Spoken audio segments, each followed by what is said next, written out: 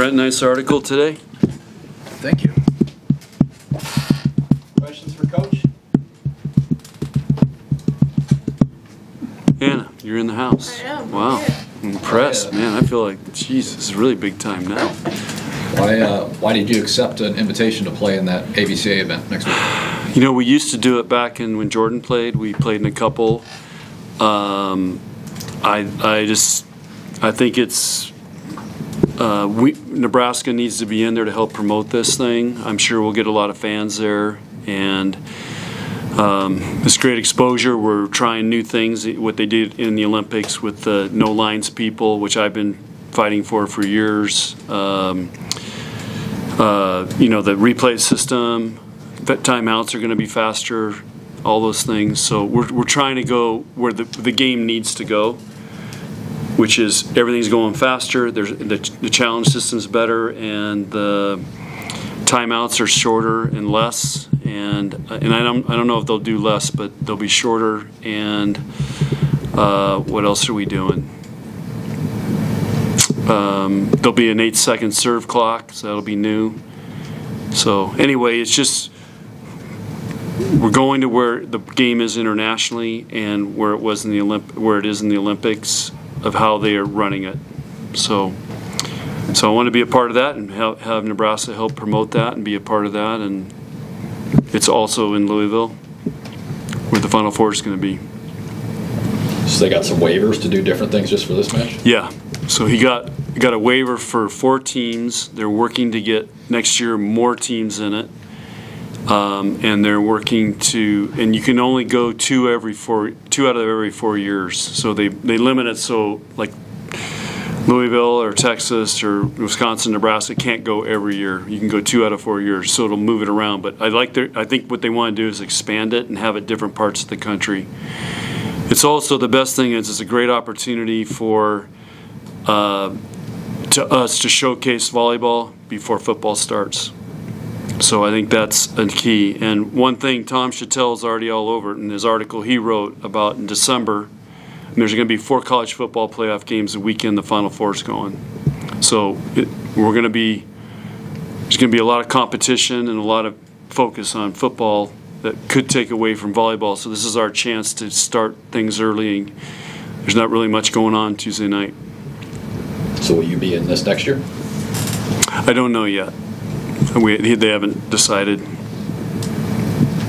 say those got the waiver out of the ABCA? Got the waiver? Yeah. So Jamie Gordon, the ABCA president, got the waiver from the NCAA to do this. Because football has 0 week, right? And we used to have this, and it was taken away, and I can't remember if it was a cost thing why they took it away, or I don't remember why. It used to be a whole week earlier. Now it's Tuesday before the first Friday. So it used to be the whole weekend earlier. Last time I remember it was 2008. We hosted it in Omaha, and that was also the site of the Final Four. So again, it helps promote the Final Four also. But I think the Final Four is sold out. So the plan handled the quick turnaround from the Saturday red light to right into competing on Tuesday. Yeah, it's going to be a quick turnaround. So that's. But normally we play 3 matches in that first weekend in the old days. Now we're trying to get away from that. But we had already set our schedule, and then this came up. So just thought it was a great opportunity. Are you going to play a match at Pinnacle Bank Arena next year? Pretty sure it's probably going to happen. Why now, after kind of resisting that for several years? That's a great question. It's not something I'm dreaming about every day. I just think there's a lot of pressure for us to go in there. We're talking about doing a tournament early that would be in there. It wouldn't be a tournament, more just a couple matches. So PBA is open, and so we'll see. But if I had to bet money right now, I would say yes. But you probably wouldn't do a Big Ten match there, correct? No. Devaney's our home. Speaking of scheduling, I mean, this year you also have a number of teams that are coming here not playing you. What was that negotiation like, and was that just kind of to make sure everyone's getting 3 matches? Yeah, so, the whole thing is when you bring in 4 teams and you play 3 matches, somebody gets the bad end of the deal because they got to play back-to-back almost, and I remember a couple years ago, UNO came here. They went 5. The first match went 5 games. They played and went 5 games. Then they had literally an hour and had to play another 5-gamer. So it's just not fair to the athletes to do that. So what we're doing now is we only want to play 2 matches, 1 each day. But you also, if you have 3 teams, how do you do that? So you got to get a 4th team. So we pay for those teams to come in, and they're looking at who else they can play for their RPI and so on. So it's a win-win for them. They get to come here and play at Nebraska. They get good, what they think are good RPI matches for them, and they get paid. So that's kind of how we have to do it now. It helps teams. They have a good relationship with Denver and Long Beach. Yeah, and it's. Long Beach was here last year. They wanted to come back. So, and I think they've got a recruit from Norris. Yeah. So for them it's good, and obviously Megan's been here before and wanted to come back. So, but they're also going to get to play 2 really good matches, and some teams want to play us, some teams don't want to play us. So I don't know, that's kind of how we have to do things now. Just going to the team itself now, all the success last year, are you trying to separate last year from this year, or you're trying to parlay that momentum into something even bigger? What's your message to the girls in regards to that? If we're worried about what we did last year, or we're counting on that, that we had a great year, or we got all the way to the finals, then we're gonna get sucker punched this year. We cannot. We don't even look at last year or talk about it. It's about reinventing this team and reinventing this season. It's going to be a new journey with new challenges, and that's what our focus is. Have you settled on a format for the scrimmage? We're going to play. I'd like to play 4 games. That's about it that I know.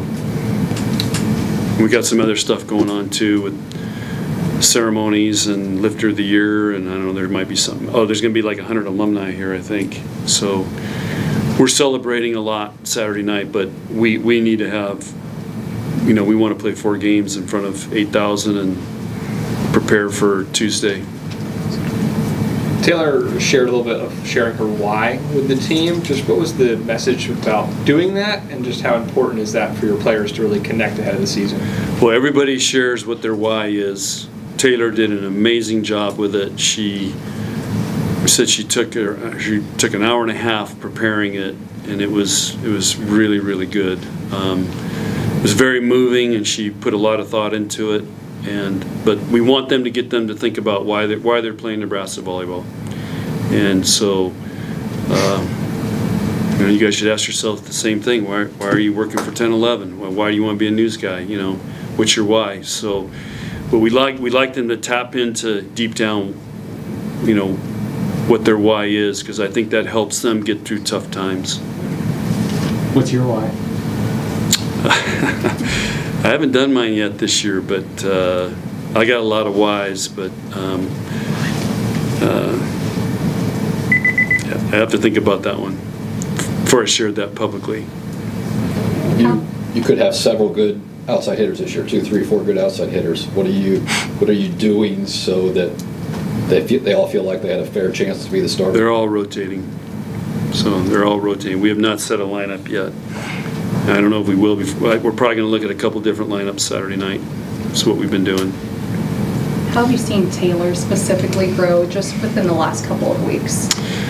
Well, first of all, I think she's just trying to get comfortable. And, even as talented as she is, this is a whole different environment than what she's been used to, and it's a change. And we're working with her on trying to get her better. So there's always a learning progression there. So some days she's really been good, and some days she's like a freshman. She's fun to coach. The girls love her, and she's trying to help this team be great. And similarly with Layla as well, just in her confidence and the way she's grown the last couple of weeks. Yeah, Layla's she's a really cool, and she's not afraid to speak up. Then that's where you see that confidence from. She is not afraid to talk in front of the team or speak up if things need to be said. And she works really, really hard. And I've seen her make some really big jumps here in the last week and a half. Again, they're trying to get comfortable with what we're doing, and how we train. And it's different where they were before. How might the depth you have at DS impact the way you use rotations and subs this season? That's what I'm trying to figure out. It's an interesting problem because we have some elite back row people.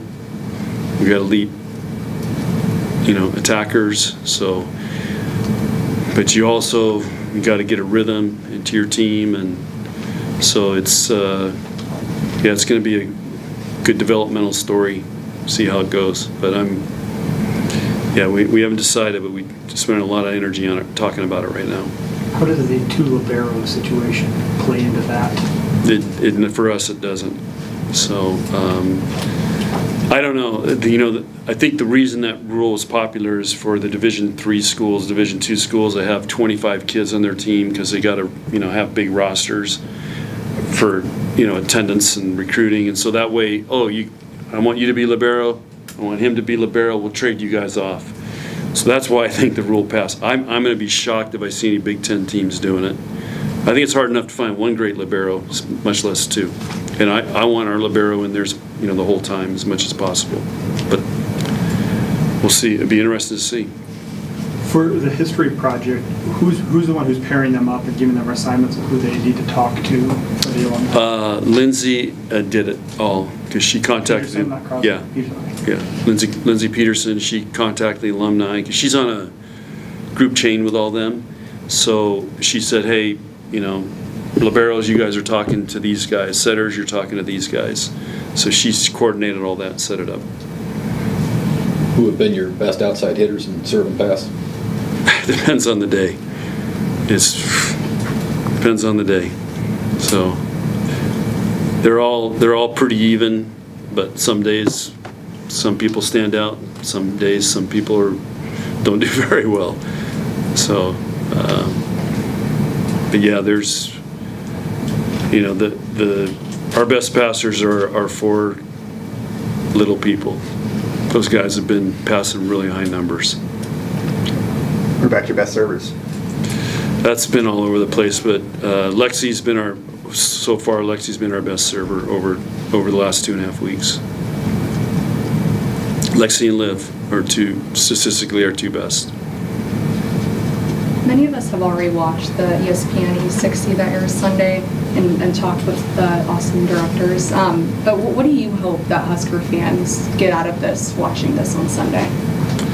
Well, I hope they're hydrated because they're probably going to cry. I was crying in the first 45 seconds.